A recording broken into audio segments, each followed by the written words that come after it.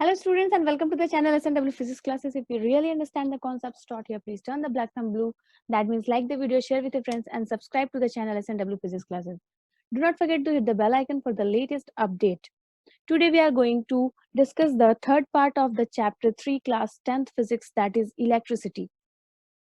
So the topics to be discussed today are combination of resistors, resultant resistances of resistors connected in series, resultant resistances of resistors connected in parallel, domestic electric circuit, electric power, commercial unit of power, heating effect of current, and at last we will discuss Joule's law of heating.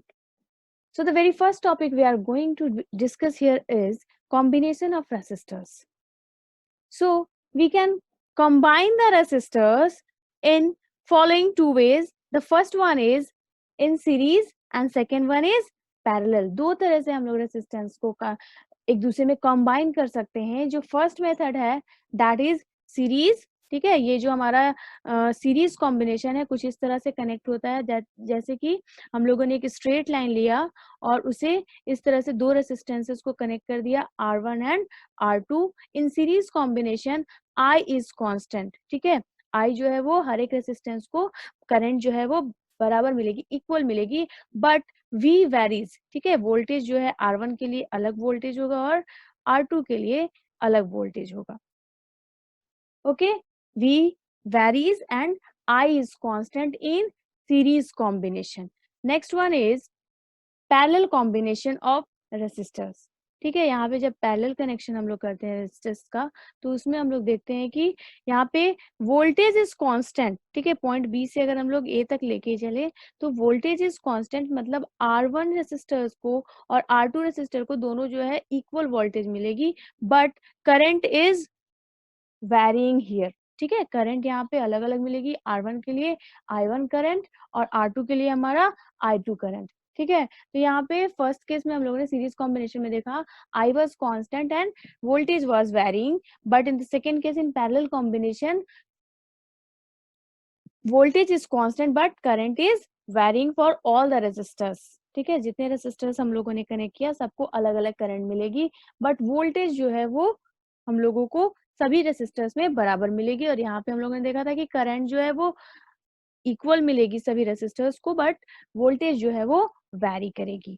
Now we will see the resultant resistance of the resistors connected in series. ठीक है, हम लोगों ने resistors को दो तरह से connect कर लिया, सीरीज एंड पैरेलल. अब हम लोग देखेंगे कि अगर हम लोगों ने number of n numbers of resistors को हम लोगों ने अगर कनेक्ट किया है सीरीज में तो हम लोग उसका रिजल्टेंट यानी टोटल रेसिस्टेंस कैसे फाइंड आउट करेंगे. Late us see here with the help of a diagram. पहले हम लोग इसे समझेंगे. So let it be that we have connected three resistors R1, R2 and R3 in series combination. हम लोगों ने सपोज किया कि तीन रेसिस्टर्स हम लोग ने लिया है R1, R2 and R3 in series combination. ठीक है, तो as I told you that current is always constant in series combination. ठीक है, series combination में जो है वो करंट हमेशा constant होती है. So R1 will also get I current, R2 again it will get I current and R3 it will get I current. But what is varying here?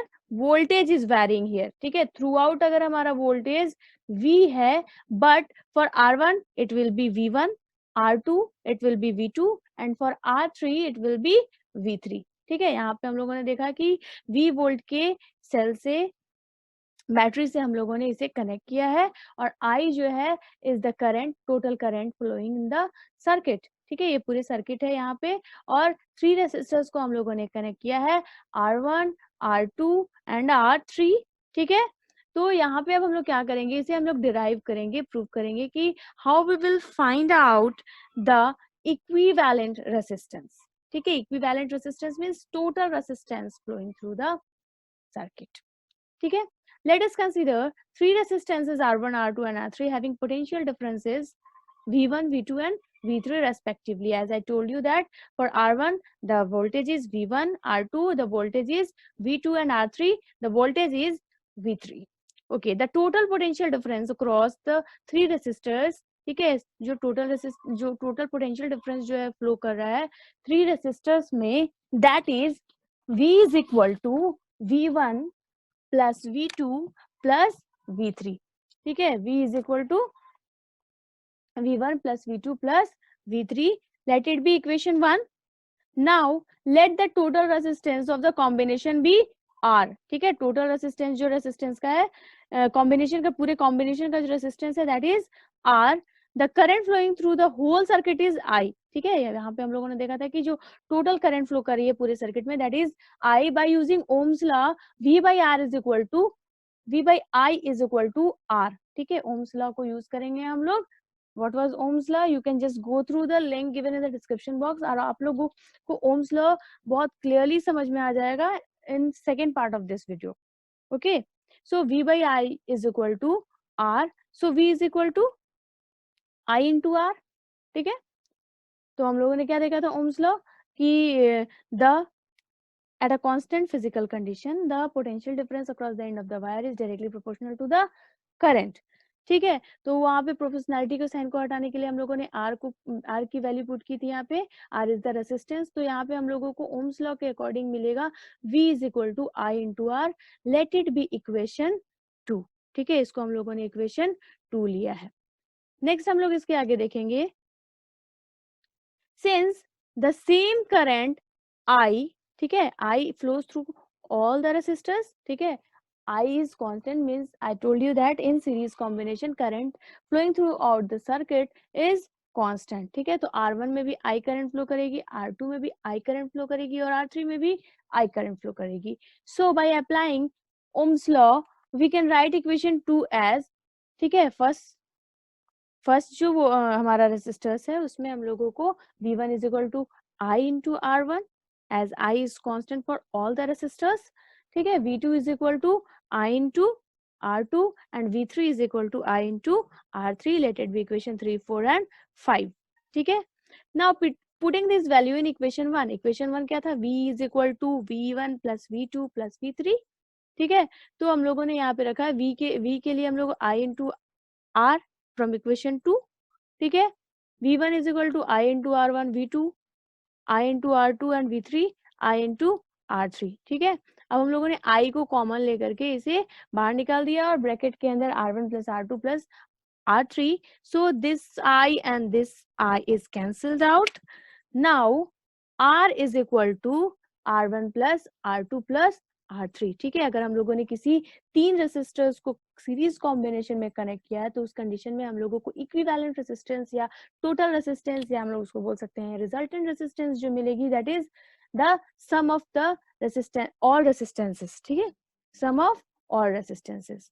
यहाँ पे हम लोगों ने देखा है कि अगर हम लोग n रेसिस्टर्स को ले लिए, ठीक है, n रेसिस्टेंसेस को ले लिए तो यहाँ पे क्या हो जाएगा R1 plus R2 plus R3 dot dot dot. अगर n है तो हम लोगों को बस उसको सम अप कर देना है in series combination. Okay, the resultant resistances of n resistances connected in series can be calculated by the above expression means this expression. ठीक है, यहाँ पे 1 2 3 4 5 6 7 अप टू n कितना भी हम लोग इसको ले लें, n is the number of resistors. तो उसको हम लोग सिर्फ उसके सारे रेसिस्टेंसेस को अगर हम लोग सम अप कर दे then we can find out the equivalent resistance of the series combination.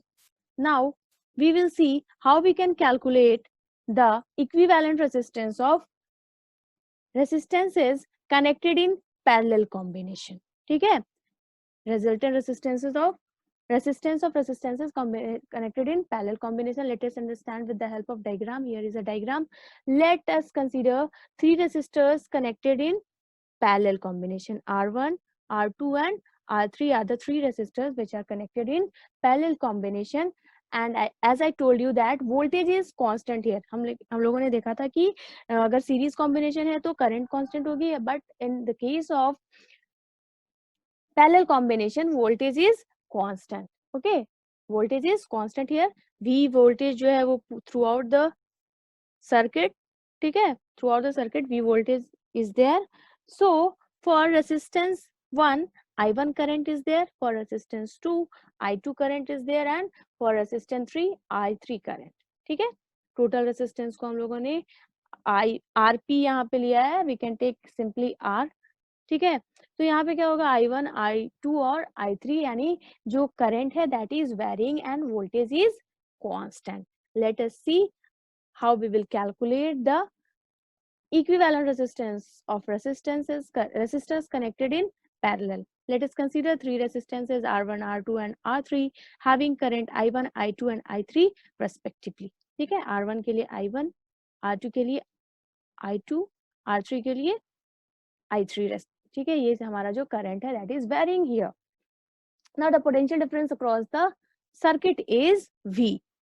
Let I be the total current flowing through the circuit. Let us suppose that I is the current which is flowing through the circuit. यहाँ पे हम लोगों ने battery लिया है, battery से connect करके जो करंट फ्लो हो रही है that is I current. So I is equal to I1 plus I2 plus I3. ठीक है, इक्वेशन 1 हम लोगों ने लिया है क्योंकि टोटल हम लोगों को सम अप करना है. Okay, now applying the Ohm's law we will find out the value of I. ठीक है, I is equal to V by R. ठीक है, ओम्स लॉ को हम लोग यूज करेंगे यहाँ पे. तो V बाई R है, that is equation 2. Late it be equation 2. तो potential difference is same across the circuit. ठीक है, पूरे रेसिस्टेंस में R1, R2 और R3 में हम लोगों को पोटेंशियल डिफरेंस कितना मिल रहा है, V मिल रहा है. Now using this equation for each and every resistors, अलग अलग अगर हम लोग इसको कैलकुलेट करें, so I1 is equal to V by R1, I2 is equal to V by R2. बहुत इजी होता है ये, एक बार हम लोग इसे कॉन्सेप्ट समझ ले. बच्चे बहुत डरते हैं इससे, but it is quite easy. You can see it in very simple way. Now I3 is equal to V by R3. Let it be equation 3, 4 and 5. अगर हम लोगों को पहला भी याद होगा सीरीज में जो हम लोग कर रहे थे, तो हम लोगों ने यही किया था. But there we have calculated the potential difference, but here we have to calculate the current. वहां पे हम लोगों ने सीरीज कॉम्बिनेशन में पोटेंशियल डिफरेंस ओम्स लॉ से हम लोग फाइंड आउट किए थे, और यहाँ पे हम लोग I यानी करंट को फाइंड आउट कर रहे हैं. जो वैरी कर रहा है उसको हम लोग ओम्स लॉ को यूज करके फाइंड आउट कर रहे हैं. Okay, now putting these value of I1, I2 and I3 in equation 1. ठीक है, इक्वेशन 1 में हम लोगों ने रखा V by R is equal to V by R1, V by R2, V by R3. इसका पूरा सम हम लोगों ने निकाला. Now we have taken V common. ठीक है, V मेरा जो है वो कॉमन है और इसे हम लोगों ने कैंसिल आउट कर दिया. So for 3 resistors connected in parallel we get the equivalent resistance or resultant resistance, or we can say the total resistance of the resistors connected in parallel. ठीक है, यहाँ पे हम लोग 1 by R is equal to 1 by R1, 1 by plus 1 by R2 plus 1 by R3. ठीक है, हम लोगों को इसके रेसिप्रोकल को ऐड कर देना है in the case of parallel combination. ठीक है, सीरीज कॉम्बिनेशन में हम लोगों ने डायरेक्टली सम निकाला था, बट यहाँ पे हम लोगों को रेसिप्रोकल्स को ऐड कर देना है. So the resultant resistances of n resistances. ठीक है, resultant resistance जो होगा n resistors का जो होगा that is 1 by R is equal to 1 by R1 plus 1 by R2 plus 1 by R3 dash dash dash. अगर हम लोगों ने n resistors लिया है तो 1 by Rn. Here we have one question related to the series combination. If 4 resistors each of value 1 ohm, ठीक है, 4 resistors हम लोगों ने लिया है और उसकी वैल्यू जो है वो 1 ओम है. ठीक है, यहाँ पे हम लोगों ने 4 रेसिस्टर्स लिया है और उसकी वैल्यू जो है, सबकी वैल्यू जो है 1 ओम है. 1 ओम पहले वाले रेसिस्टर्स, दूसरे वाले रेसिस्टर की value 1 ohm, third one is also 1 ohm, fourth one is 1 ohm. ठीक है, चारों रेसिस्टर्स है, सबके पास 1 ओम का रेसिस्टेंस अवेलेबल है. They are connected in series.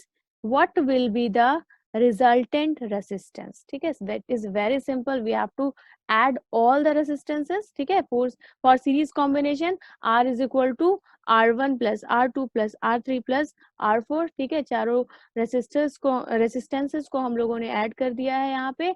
1 plus 1 plus 1 plus 1 is equal to 4 ohm. So the resultant resistance is equal to 4 ohm. Next we have the second question. We have to calculate the equivalent resistance when two resistances of 3 ohm and 6 ohm are connected in parallel. यहाँ पे हम लोगों ने दो resistances लिए हुए हैं, resistors लिया हुआ है, ठीक है। फर्स्ट वन की जो वैल्यू है रेसिस्टेंस की that is 3 ohm and second one की जो वैल्यू है दैट इज 6 ओम, ठीक है। R1 is equal to 3 and R2 is equal to 6 ohm, ठीक है। यहाँ पे हम लोगों ने लिया है R1 is equal to 3 ohm and R2 is equal to 6 ohm. Let us calculate the resultant value of the resistances connected in parallel combination. We will use the formula 1 by R. We will add the reciprocal, ठीक है। इनके reciprocals को हम लोगों ने add कर देना है। 1 by R is equal to 1 by R1 plus 1 by R2 by adding using fraction method, ठीक है। फ्रैक्शन की तरह जैसे हम लोगों ने ऐड करना है, एलसीएम लेंगे इन दोनों का और we will get 1 by R is equal to 2 ohm, ठीक है। 1 by R is equal to 2 ohm. So the equivalent resistance of these two resistors are 2 ohm, ठीक है। इन दोनों का जो equivalent resistance है that is 2 ohm. Next is domestic electric circuits, ठीक है। हम लोगों को घर में जो इलेक्ट्रिक सर्किट मिलती है उसके कॉम्पोजिशन को, उसके कंस्ट्रक्शन को, उसके बारे में हम लोग थोड़ा सा यहाँ पे समझेंगे। So now we will see that what are the basic composition of domestic electric circuit, ठीक है। यहाँ पे 3 वायर्स होते हैं, एक लाइव वायर होती है, एक न्यूट्रल वायर होती है और एक अर्थ होती है, अर्थिंग। जो हमें जो अर्थ होती है वो डायरेक्टली अर्थ से कनेक्टेड होती है। If there is any overloading तो वो सारे जो है वो कनेक्ट होकर के सीधे अर्थ को ट्रांसफर हो जाते हैं। Okay, live wire it is shown with the red colour. Neutral wire 2 wires होती हैं, ठीक है। फ्यूज बोर्ड में हम लोगों ने इसे कनेक्ट किया है और फिर उसके बाद जो फ्यूज बोर्ड है उससे हम लोग इलेक्ट्रिक मीटर में इन दोनों वायर्स को कनेक्ट करते हैं और फिर उसके बाद distribution board means different different switches लगे हुए होते हैं अलग अलग अप्लायंसेस के लिए। तो हम लोग यहाँ पे क्या देखते हैं कि ये जो डोमेस्टिक इलेक्ट्रिक सर्किट है इसमें जो है वो पैरेलल कॉम्बिनेशन होता है, ठीक है। पैरेलल कॉम्बिनेशन होता है डोमेस्टिक इलेक्ट्रिक सर्किट में। जो कॉम्बिनेशन देखने को मिलती है रेसिस्टेंस की वो होती है पैरेलल कॉम्बिनेशन, ठीक है। पैरेलल कॉम्बिनेशन में हम लोग डोमेस्टिक इलेक्ट्रिक सर्किट को कनेक्ट करते हैं so that the voltage for each and every appliances would be same, ठीक है। सारे जो वोल्टेजेस होते हैं सारे अप्लायंसेस के लिए वो सेम होते हैं बट आई करंट जो है वो वेरी करती है।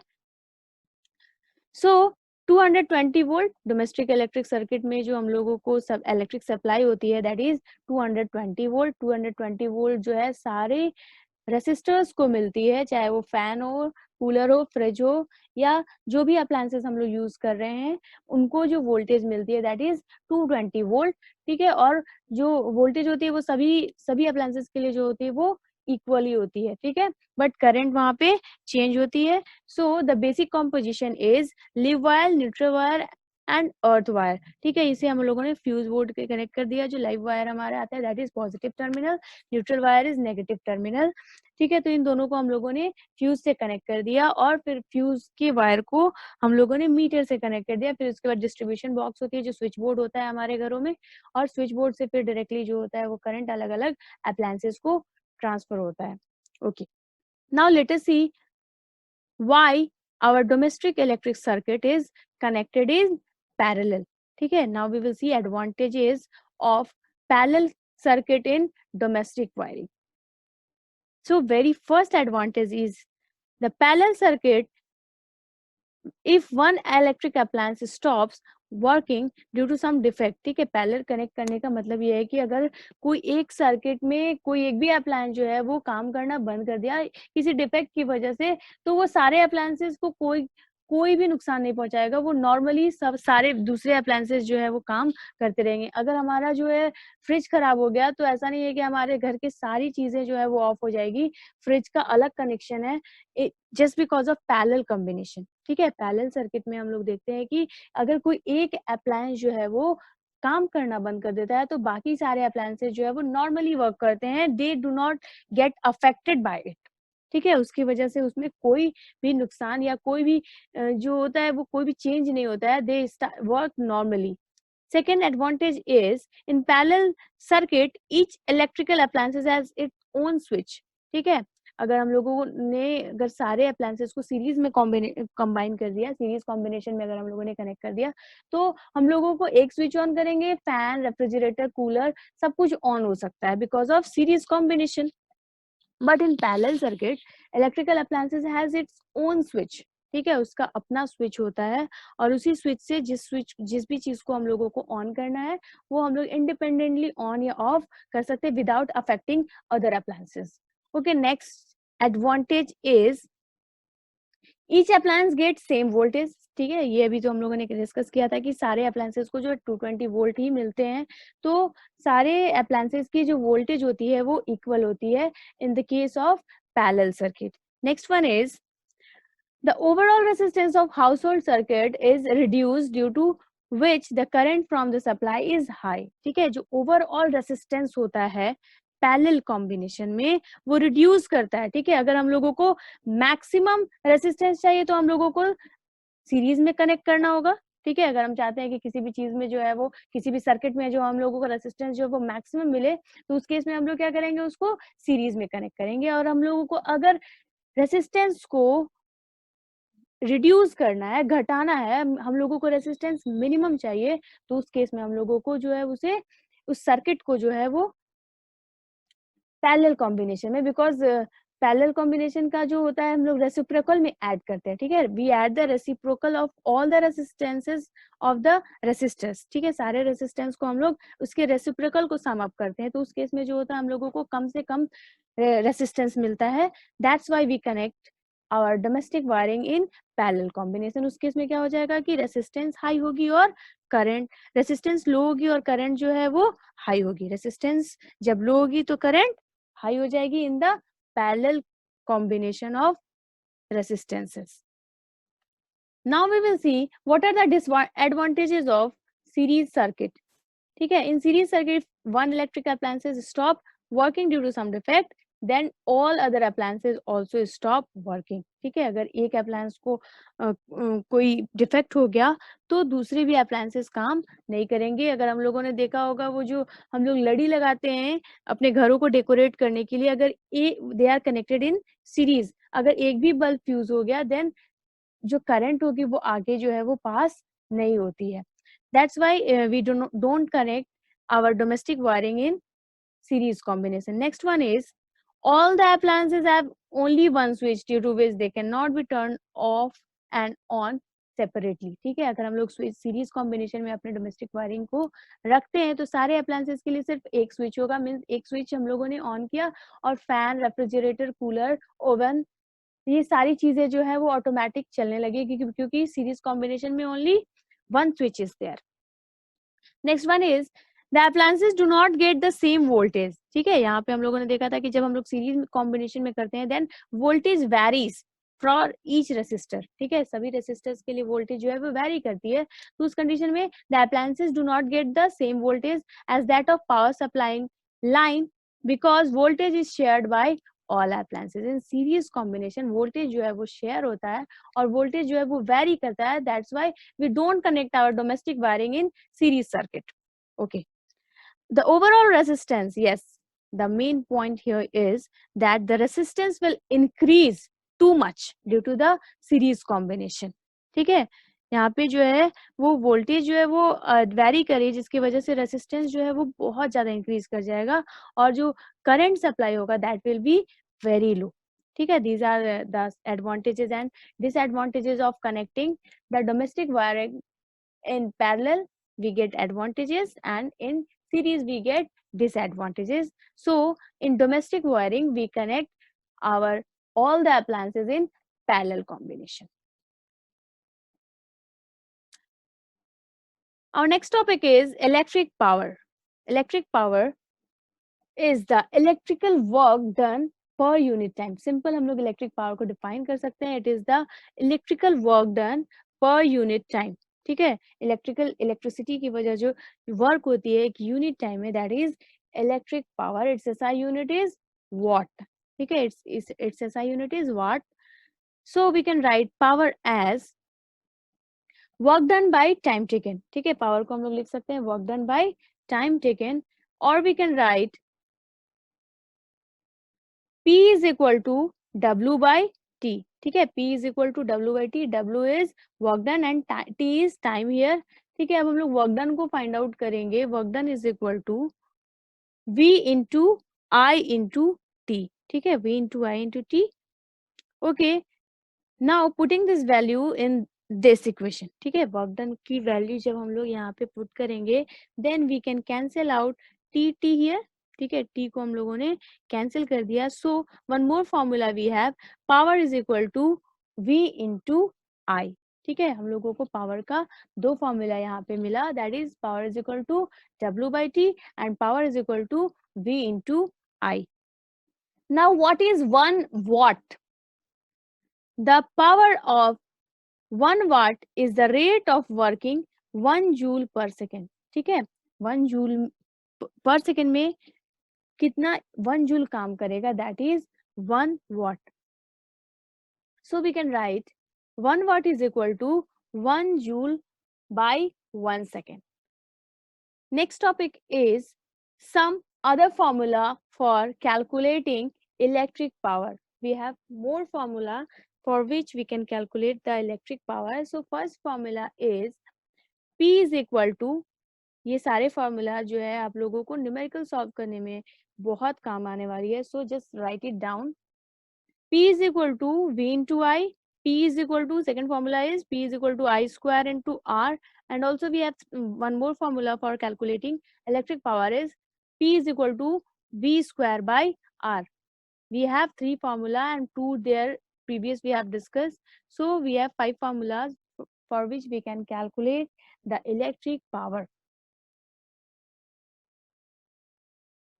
Next topic is commercial unit of electrical energy, that is kilowatt, ठीक है। कॉमर्शियली जब हम लोग को इलेक्ट्रिसिटी बिल मिलती है तो हम लोगों का वहां पे जो ऐसा यूनिट होती है पावर की, दैट इज किलोवाट आवर, ठीक है। 1 kilowatt hour is also known as 1 unit, ठीक है। 1 किलोवाट को हम लोग 1 यूनिट भी बोलते हैं। 1 kilowatt hour is the amount of electrical energy consumed when an electrical appliance having power rating of 1 kilowatt for 1 hour. अगर हम लोग 1 किलोवाट पावर को यूज कर रहे हैं 1 घंटे तक, दैट इज कॉल्ड 1 यूनिट और 1 kilowatt our, okay। The commercial unit of electrical energy is kilowatt hour, or we can say that 1 kilowatt hour is 3 into 10 to the power 6 joule, ठीक है। अगर हम लोग रिलेशन निकालें जूल में, then 1 kilowatt is equal to 3.6 into 10 to the power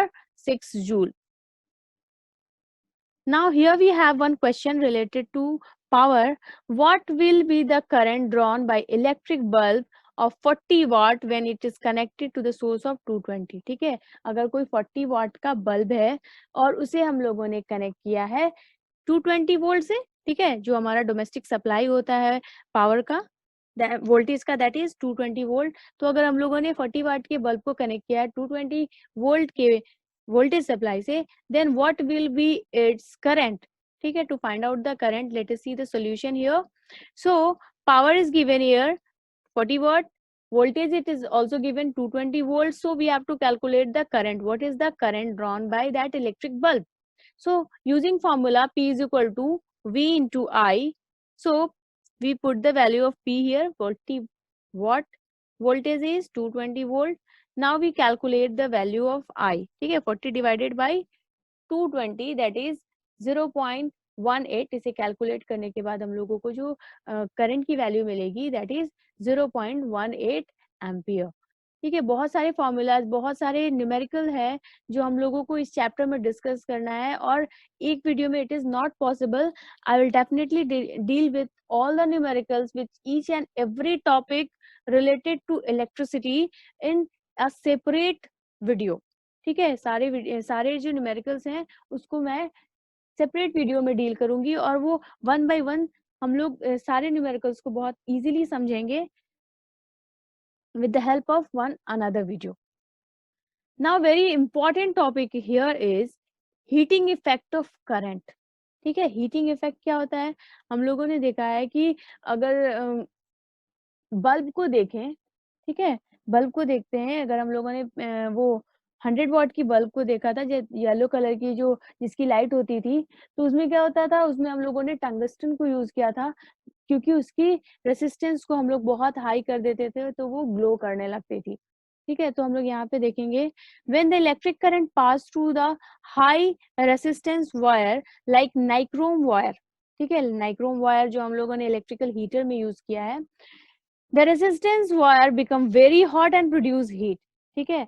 ये जो हमारी एलईडी बल्ब होती है, ये उतनी गर्म नहीं होती है, बट जब हम लोग जो हमारा जो इलेक्ट्रिकल बल्ब होता था, जो येलो कलर की लाइट जिससे निकलती थी, उसमें वो बहुत ज़्यादा गर्म हो जाता था because of the high resistance of the tungsten, ठीक है? This is called heating effect. जैसे हम लोगों ने इलेक्ट्रिकल आयरन में देखा है, ये सारी चीज़ें जो है, जो इलेक्ट्रिकल आयरन है, फिर उसके बाद हम लोगों को गीज़र है, और भी चीज़ें हैं जो electrical heating effect of electric current को शो करती है। Just example here we have one heater coil become hot when current flow through it is just because यहाँ पे जो हम लोगों का जो वायर है, ठीक है, ये जो वायर यूज हो रही है इस हीटर में, ये नाइक्रोम वायर है, और nichrome wire have very high resistance, ठीक है? नाइक्रोम वायर जो होता है, उसकी रेसिस्टेंस जो होती है बहुत बहुत ज्यादा होती है, और as soon as current flows through it, ठीक है, तो उसकी रेसिस्टेंस जो है वो बहुत हाई हो जाती है और ये ग्लो करने लगती है। Same is the case of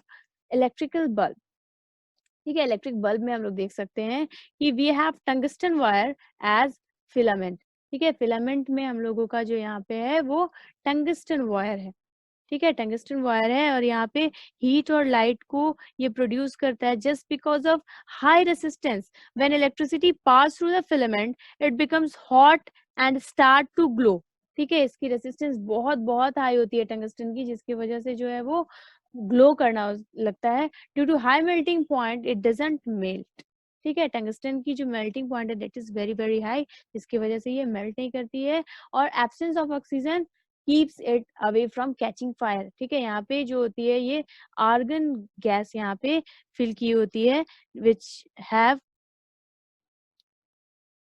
zero valency, ठीक है? आर्गन गैस यहाँ पे फिल की होती है, और जिसकी वैलेंसी जो है वो बहुत जीरो होती है बिल्कुल, जिसकी वजह से ये रिएक्ट नहीं करता है।